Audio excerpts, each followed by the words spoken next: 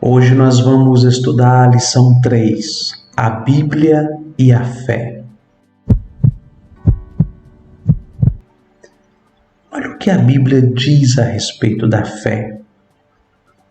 Disse Jesus: em verdade vos digo, que se não vos converterdes e não vos tornardes como crianças, de modo algum entrareis no reino dos céus. Mateus 18, 3. Olha que passagem bíblica interessante. O Senhor Jesus Cristo nos chamando a nos convertermos e nos tornarmos como crianças. Em que sentido, afinal? Será que o Senhor Jesus está nos mandando ser tão puros, inocentes e incapazes de discernir o certo e o errado, como as crianças são? Parece que não. Porque se assim fosse, Ele estaria pedindo alguma coisa para nós que não podemos executar. Nós não temos como voltar a ser crianças. O próprio Nicodemos foi explicado que não era nesse sentido que o Senhor Jesus Cristo estava dizendo, quando o Senhor falou que ele precisava nascer de novo. E se assim fosse, nós incorreríamos num problema nesta passagem. O fato de que crescer se torna um problema, já que as crianças são possuidoras do reino de Deus. Quando elas crescem, elas são expulsas de lá porque cresceram, exceto as crianças que conseguiram crescer sem perder a infantilidade. Não é bem isso que o Senhor Jesus está dizendo aqui. Mesmo porque o apóstolo Paulo, em 1 Coríntios, no capítulo 14, no versículo 20, diz assim: irmãos, não sejais meninos no juízo. Na malícia, sim, sede crianças. Quanto ao juízo, sede homens amadurecidos. Perceba, não podemos ser maliciosos, mas devemos ser homens maduros.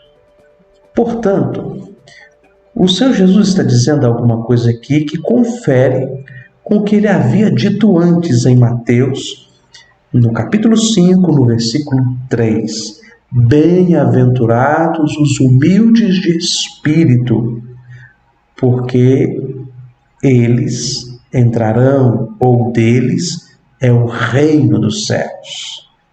Perceba que o Senhor Jesus Cristo está dizendo outra coisa do que a possível ideia de que o fato de ser criança é alguma garantia espiritual. Não é isto propriamente. Mesmo porque sabemos que as crianças não são perfeitas assim. Elas têm as suas incorrências e elas também têm as suas ações reprovadas. O que o Senhor Jesus está dizendo tem a ver com o contexto histórico. Na nossa sociedade, a criança manda no mundo. A criança manda na rainha, a rainha manda no rei. Mas no contexto bíblico, nas culturas gregas, romanas, judaicas e dos povos ali circunvizinhos, as crianças elas não tinham este poder todo. Elas pertenciam aos seus pais, que poderiam provocar sobre elas sanções duríssimas. Elas poderiam ser repreendidas. As crianças, elas tinham medo de seus pais e evitavam ao máximo gerar algum constrangimento para eles, porque o castigo era iminente. Todavia, do ponto de vista de produção, as crianças elas não davam muito resultado. Elas não tinham muito valor social dentro deste aspecto. Tinham um valor sentimental, os pais amam os filhos, mas o valor social de produção elas não possuíam. Daí as crianças não valerem tanto quanto um escravo. Eu sei que é duro você e eu pensarmos assim, mas é dentro deste contexto que o Senhor Jesus Cristo está nos chamando a atenção. Ele está dizendo que precisamos nos converter, mudar de direção e nos tornarmos humildes, sem direitos de reivindicações, de pirraças, de mandos, de questiúnculas. O Senhor Jesus Cristo está dizendo que no reino de Deus não há espaço para personalismos.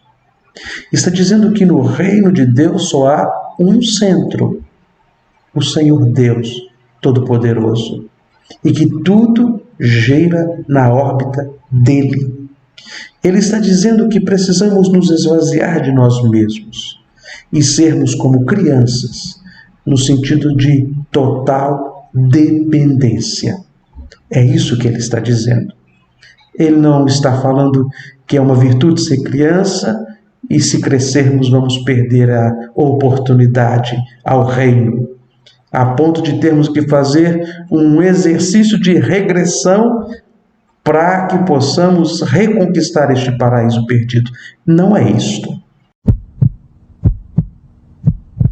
Um reino de crianças não seria na antiguidade propriamente um reino de inocentes, mas sim um reino daqueles sem poder, sem dinheiro próprio, sem direito de opinião ou escolha, para os quais a fé seria a única riqueza, a riqueza de quem nada possui. Por isso precisamos reconhecer que fé tem a ver com total dependência de Deus. É isto. Jesus Cristo está nos chamando e nos mandando a ser como crianças, totalmente dependentes dele. Não confiemos em nós mesmos, em nossos méritos, em nossas capacitações, em nossos recursos, em nossas próprias opiniões. No reino de Deus só se entra de joelhos e precisamos totalmente nos entregar ao Senhor. E isto é fé, crer no Senhor de todo o coração e depender totalmente dele. É uma graça que o próprio Deus nos concede em Cristo Jesus.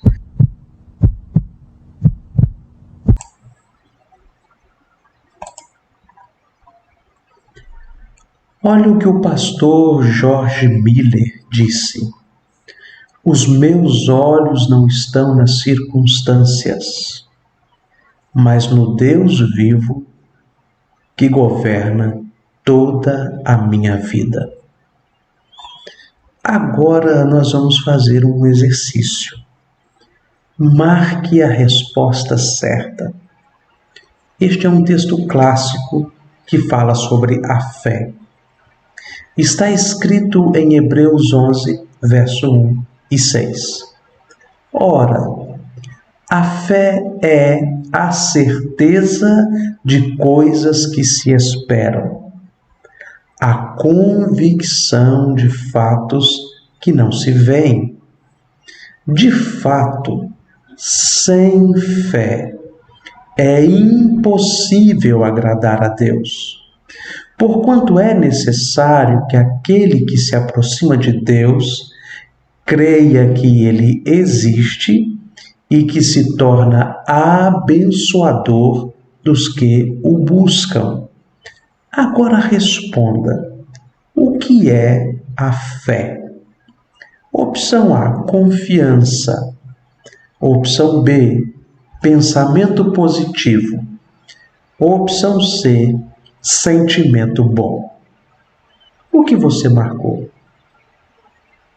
Se você marcou a letra A, você está de parabéns. A fé é confiança. Repetindo, é a certeza de coisas que se esperam, a convicção de fatos que não se veem. Embora a fé seja um sentimento bom, tem hora que nós temos que continuar tendo fé, mesmo quando a sensação não é boa. Embora a fé seja pensar positivamente, devemos manter a confiança até mesmo quando não conseguirmos pensar assim, de maneira positiva. Porque a fé não tem a ver conosco. Não é o tamanho da nossa fé que faz diferença ao final, mas é em quem depositamos a nossa fé, em quem resolvemos confiar, em quem cremos.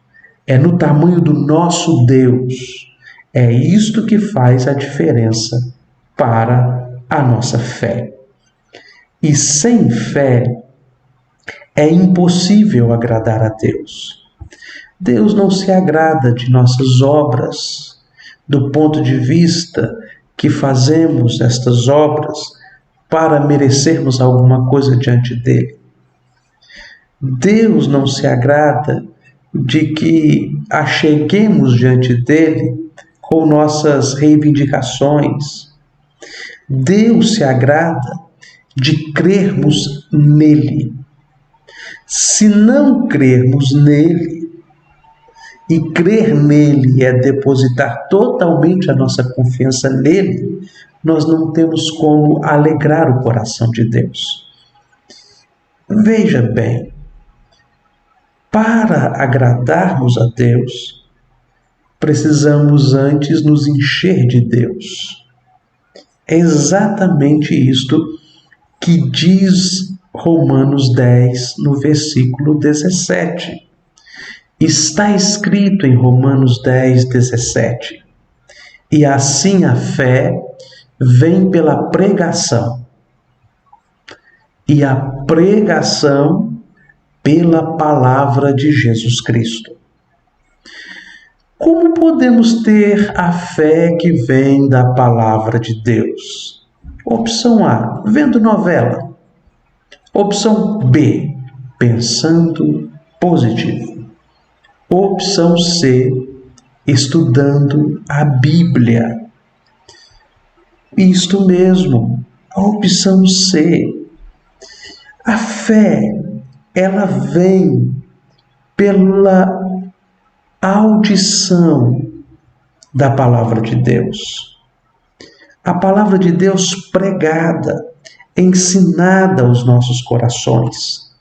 Precisamos ouvir o que o Senhor Deus nos diz para dizermos em resposta: confio, creio, assim seja. Amém. Não é como a fé popular. Eu tenho fé que amanhã vai chover. Eu tenho fé que vou ganhar na loto. Eu tenho fé que eu vou passar num concurso. Veja que nós estamos usando a palavra fé para dizer que nós temos esperança que vai acontecer isso, aquilo e aquilo outro. A fé não é assim. Quando você diz que tem fé em algo, aquilo é uma realidade. Eu tenho fé em Deus. Você não está dizendo que tem esperança que Deus existe. Você está dizendo: eu creio que Deus é real e eu confio no que Ele disse. É importante você definir bem isso na sua cabeça, porque atualmente as pessoas passaram a ter fé na própria fé. Eu tenho fé que se eu tiver fé vai dar certo. Não é isto. A fé é em Deus e no que Ele disse. Deus falou e eu creio nas promessas dele. Eu tenho certeza que isto é realidade. Eu tenho certeza que as promessas de Deus vão se cumprir. Não porque eu tenho certeza, mas porque quem disse é fiel. Não porque eu tenho um coração cheio de convicção naquilo, dada pela minha elaboração, especulação e capacidade de discernir as coisas. Não, é porque quem falou nunca mentiu e não é homem para que minta. Eu creio que Deus vai cumprir o que Ele prometeu. Mas o que Ele prometeu? Para que você diga isso, você tem que conhecer a palavra de Deus. E eu também preciso conhecê-la. E dizer que tenho fé é antes dizer que eu acredito em tudo o que Deus fez por mim e disse para mim nas Escrituras. Preste atenção para que não incorramos no risco de pensarmos que a fé é um amuleto. A fé na própria fé. Não, o valor da fé não está nela mesma, mas naquele que é poderoso para garanti-la. Aquele que disse há de cumprir as suas palavras. E Deus é onipotente para isto. Olha só o que diz Hebreus 12, no versículo 2. Olhando firmemente, atento, para o autor e consumador da fé, Jesus, o qual, em troca da alegria que lhe estava proposta, suportou a cruz, não fazendo caso da desonra, e está sentado à direita do trono de Deus. Autor e consumador, o Alfa e o Ômega, o princípio e o fim. Aqui é o autor, aquele que gerou, e o consumador, ou seja, o propósito. Jesus Cristo não somente começa a fé no nosso coração, mas como também Ele é o propósito de termos a fé. Ele é o que faz a fé ter sentido. A fé é para ser dedicada e reservada à adoração ao nosso Deus. Ele começa em nós para desembocar nele. Começa no coração dele, desperta o nosso coração para voltar em adoração para ele. Agora responda, olha só, segundo a palavra de Deus, quem é o autor e o consumador da fé? A igreja. Jesus Cristo. O pastor ou o padre. Parabéns, Jesus Cristo. Jesus Cristo é quem desperta em nosso coração. É quem nos habilita pelo Santo Espírito dele a crermos. Se ele não iniciar essa centelha, não incendiar as nossas almas, nós não conseguiremos. A fé não é espontânea, ela não nasce em nós. A fé salvadora, a fé bíblica, na verdade, é o Senhor quem começa ela no nosso coração. É dom de Deus, é um presente de Deus que o Senhor dá àqueles que Ele deseja salvar. Preste atenção, Jesus Cristo é o autor. Então, nem a fé que temos nos podemos nos vangloriar dela, achando que nós temos mais fé do que o outro, porque até a fé que temos, ela não é originada em nós, ela começa no coração de Deus, como disse. Lição 4. Está escrito: porque pela graça sois salvos, mediante a fé. E isto não vem de vós, é dom de Deus, não de obras, para que ninguém se glorie. Efésios 2:8. Agora responda, segundo a Bíblia, como podemos ser salvos? Como podemos nos tornar como crianças, dependentes de Deus? Como podemos agradar a Deus? Como podemos olhar firmemente para o autor e consumador da fé?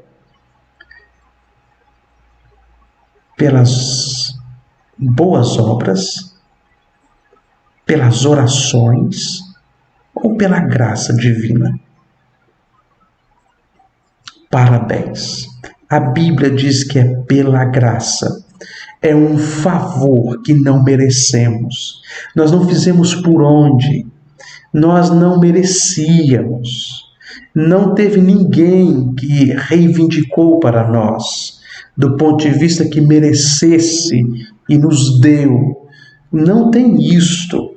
O Senhor olhou para você e para mim com um olhar de compaixão e misericórdia e livremente. Não ficou emocionado, nem pensou assim, pobrezinho dele, eu vou dar. Não. Ele quis. Não há nenhuma pressão em Deus que nos abençoe com a fé. Mas Ele por amor. O amor em Deus não é como você. O amor em Deus é um amor autodominador. Ele se domina. É um amor pleno, que não pressiona Deus a agir por nós, fora do que Ele é. Não, o amor dele é pleno, é magnífico, é santo, é puro, e Ele, usando deste amor, resolveu te abençoar e me abençoar com a fé. Isso é para que permaneçamos humildes, irmãos.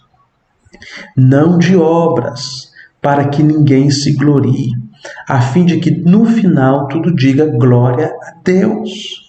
Até a fé que temos é graça de Deus. Em João, capítulo 1, no versículo 12, lemos que Jesus foi rejeitado por um povo que conhecia a Bíblia. Veja bem, veio para o que era seu, aqui está falando dos judeus, e os seus não o receberam, seu próprio povo, os judeus. Mas a todos, judeus, gentios, quantos o receberam, deu-lhes o poder de serem feitos filhos de Deus, a saber, aos que creem no seu nome. Agora responda, a quem foi dado o poder de serem feitos filhos de Deus? Veja bem, foi dado o poder. Essa pessoa não tinha isto. Ela recebeu esta autoridade, este poder de fora. Mas quem são as pessoas que receberam isto? Foi dado aos religiosos. Todos os homens têm este poder. Opção C, só aos que creem. Pois é, esta é uma pergunta que você e eu precisamos considerá-la atentamente. Embora o senso comum indique que os religiosos levem alguma vantagem e que todos os homens têm esse poder, não é bem isso que a Bíblia diz. E você pode conferir a Bíblia em todas as versões, que a mesma verdade estará lá. Veio para os que era seu, e os seus não o receberam, mas todos quantos o receberam, deu-lhes o poder de serem feitos filhos de Deus. Quem são estes todos quantos o receberam, que tiveram o poder de serem feitos filhos de Deus? A saber, está dito aqui, aos que creem no seu nome. Somente os que creem. Creem porque Deus quis que crescem. E agora, porque eles creem, se manifesta então que eles receberam o poder de serem feitos filhos de Deus. Foram feitos. Você sabia que o único filho gerado de Deus é Jesus Cristo? Você e eu, nós fomos feitos filhos. Isto é um processo chamado de adoção. Nós somos adotados pelo Espírito Santo. Nós somos adotados para Deus. O Espírito que nos adotou, né? E agora nos tornamos filhos de Deus. Eu já disse isso nas lições anteriores. Você e eu temos o privilégio de sermos chamados à família de Deus. No nosso documento, Filiação, não está escrito Deus. Quem nos gerou foi pai e mãe, mas quem nos adotou como filhos amados, Deus. Ele fez isso por nós. E a prova é que nós cremos. Cremos em Deus. E porque Ele resolveu nos abençoar com esta dádiva, né? Vamos aqui mais um pouco. Está escrito em João 3,18. Quem em Jesus Cristo crê não é julgado. O que não crê já está julgado, porquanto não crê no nome do unigênito Filho de Deus, porque as suas obras eram más. Essas pessoas não creem porque suas obras eram más, elas estão julgadas já. Qual é o julgamento? Não creem em Jesus Cristo. E você sabe que eles não creem porque Jesus Cristo não deu isto a eles, esta alegria e o privilégio de que pudessem acreditar. Responda: quem já está julgado e condenado por Deus? Que pergunta dura, né? Mas é bíblica. Ninguém vai ser julgado e condenado por Deus. Todos os homens estão condenados. Aqueles que não creem. Ah, pastor, que dura constatação. Meu irmão, se estamos vivos, ainda há esperança.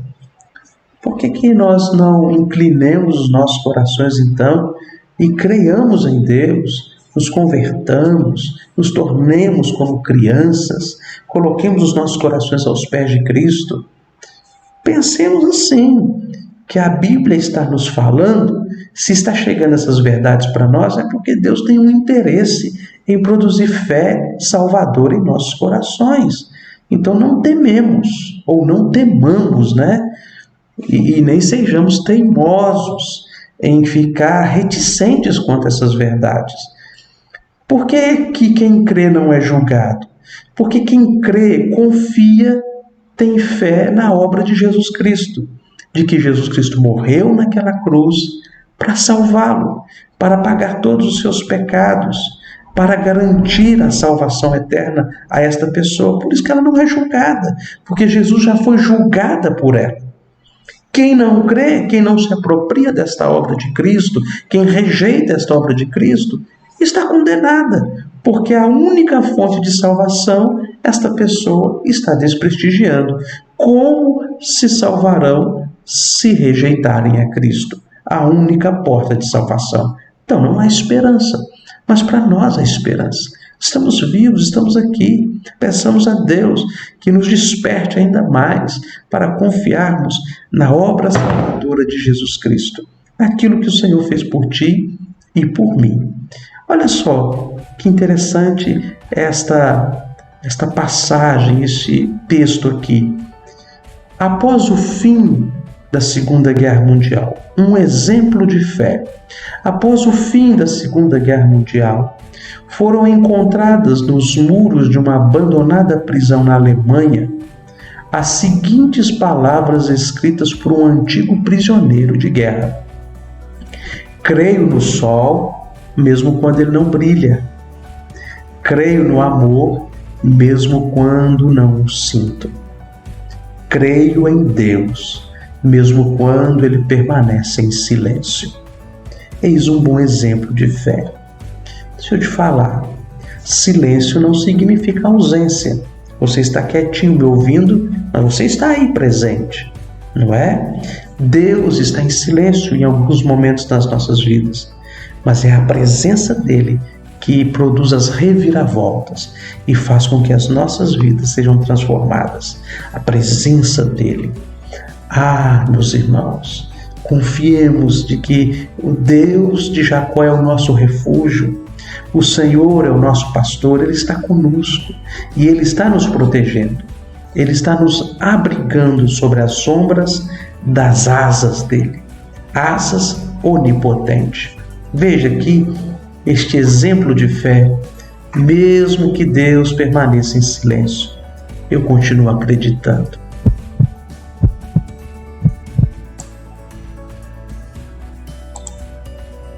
O que a Bíblia diz que devemos fazer? Marcos 1,15. Vamos ver o que está lá? O Evangelho de Marcos, capítulo 1, versículo 15. Olha só o que diz este versículo. O tempo está cumprido e o reino de Deus está próximo. Arrependei-vos e crede no Evangelho. Está aí. É a primeira opção. Arrepender e crer no Evangelho. A palavra arrepender, ela significa mudança de mentalidade. Deus faz uma obra na nossa compreensão e nós então, mudando a nossa mentalidade, nós mudamos de vida. Arrependemos e cremos. São duas ações conjuntas no Evangelho. O que é o Evangelho? As boas notícias de salvação, né? Mudamos de vida e confiamos nas boas notícias trazidas do Calvário para os nossos corações, da cruz de Cristo para as nossas almas. Então aqui é a primeira opção. João 3, versículo 36. Olha só o que este texto nos afirma. Capítulo 3, versículo 36. Por isso, quem crê no Filho tem a vida eterna. O que, todavia, se manifesta rebelde contra o Filho, não verá a vida, mas sobre ele permanece a ira de Deus. Olha só, João 3,36, crer em Jesus Cristo para a vida eterna. Meu irmão, que texto! Quem se posiciona com rebeldia, quem não abraça a mensagem da cruz, sobre esta pessoa permanece a maldição. Cristo pagou o preço. Ele se fez maldição pelos que ele desejou e quis salvar. Portanto, aqueles que não abraçam os benefícios de Cristo na cruz, eles estão rebeldes a esta ação salvadora. E por isto a maldição permanece sobre essas pessoas. Qual é a maldição, pastor? A maldição de serem inimigas de Deus. Tudo começou lá no Jardim do Éden, quando o homem pecou contra Deus e morreu espiritualmente. Porque morreu espiritualmente, também morreu fisicamente. Cortou o laço de comunhão com Deus. Fora de Cristo, nós não temos como religar isto. Religião, religar. Cristo é a nossa religião. Só Ele pode religar o nosso laço com Deus para que voltemos a viver.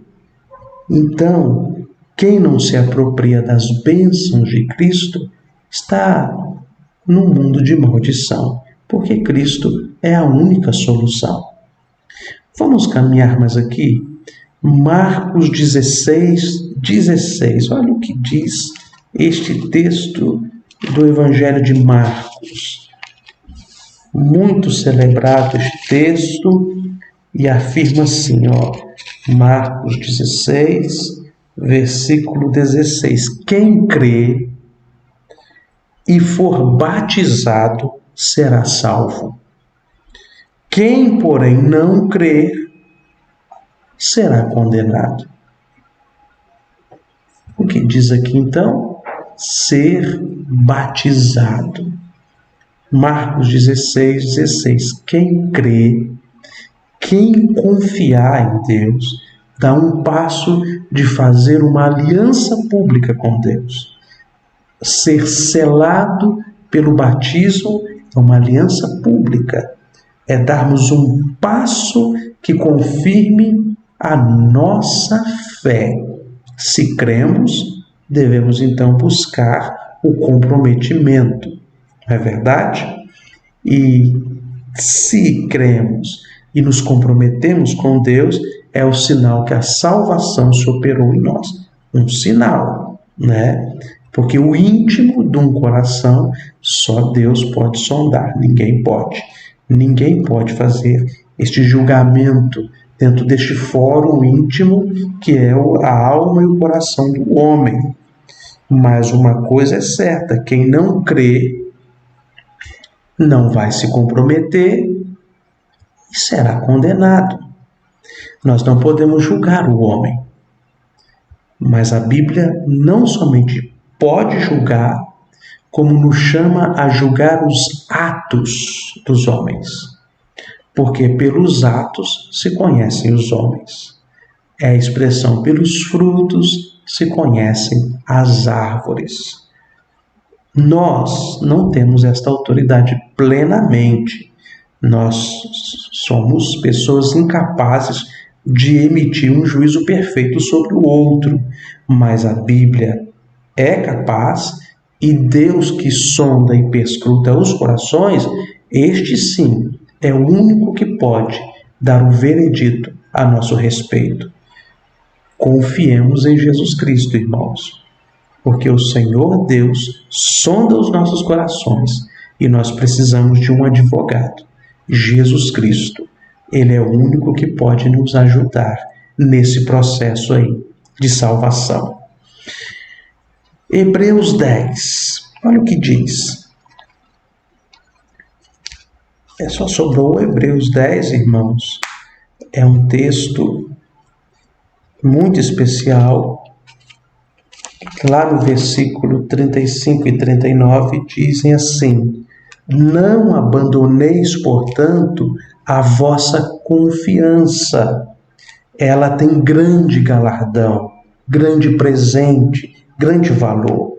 Com efeito, tendes necessidade de perseverança, para que, havendo feito a vontade de Deus, alcanceis a promessa. Porque ainda dentro de pouco tempo, aquele que vem virá e não tardará.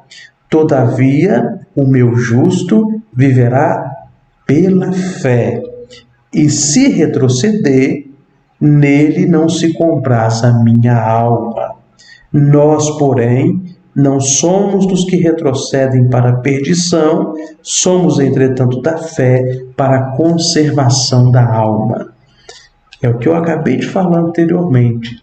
Os atos dizem quem somos. Se perseverarmos até o fim, confiarmos até o fim, é um sinal de que a obra salvadora se operou em nós.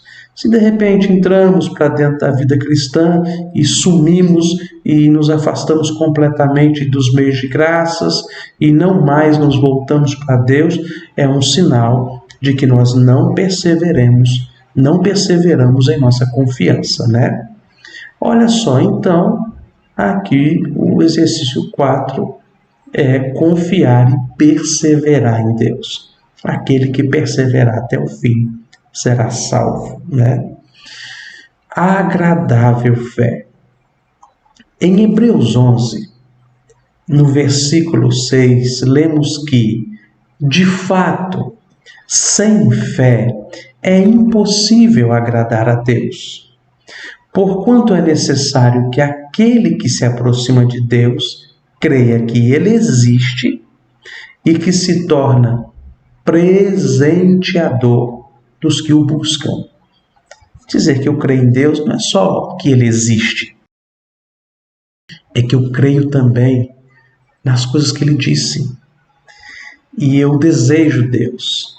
E Deus acaba nos abençoando neste processo, né? De, ao nos aproximarmos dele, sermos presenteados por ele. Conclusão. Neste estudo, aprendemos sobre a importância da fé, um presente de Deus para a transformação de vidas em Jesus Cristo. A fé é aumentada pela confiança e estudo das Escrituras, que, com o auxílio do Espírito Santo, conduz os cristãos a uma vida de obediência e gratidão a Deus. Para memorizar: ninguém é salvo pelas próprias obras, mas pela graça somente, através da fé em Jesus Cristo. Guarda isso no seu coração. O meu justo será salvo pela fé, diz o Senhor, né? Não pelas obras. As nossas obras só nos atrapalham. As melhores obras nossas ainda são suficientes para nos atrapalharem, mas pela graça somente indica que somos salvos pelo favor de Deus, e este favor está revelado em Jesus Cristo. Cremos na obra de Jesus Cristo. É através da obra de Jesus Cristo que somos salvos. Então precisamos guardar isso no nosso coração, porque a adoração nasce desta compreensão. A gratidão cristã brota desta verdade, desta bondade de Deus. Agora é com você.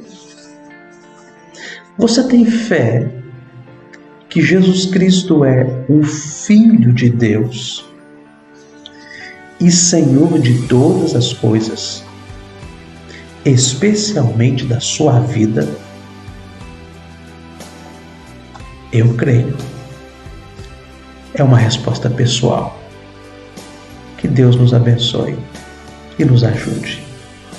Vamos orar? Obrigado, Senhor, por podermos estudar um pouco aqui da Tua Palavra e crescermos no conhecimento dela.